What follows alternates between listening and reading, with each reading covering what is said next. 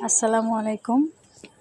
আজকে আসলাম আমার আপুর ছাদে।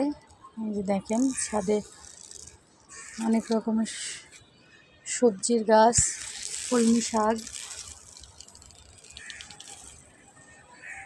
অনেক রকমের গাছ আছে, পেঁপে গাছ আছে।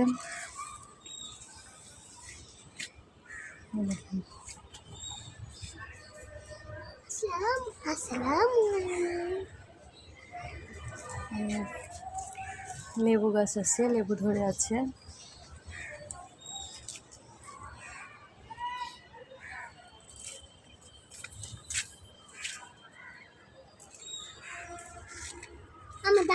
মরিচ গাছ আছে। ছাদে অনেক রকম গাছ আছে, ফুলের গাছ থেকে শুরু করে ফলের গাছ। এই যে দেখেন,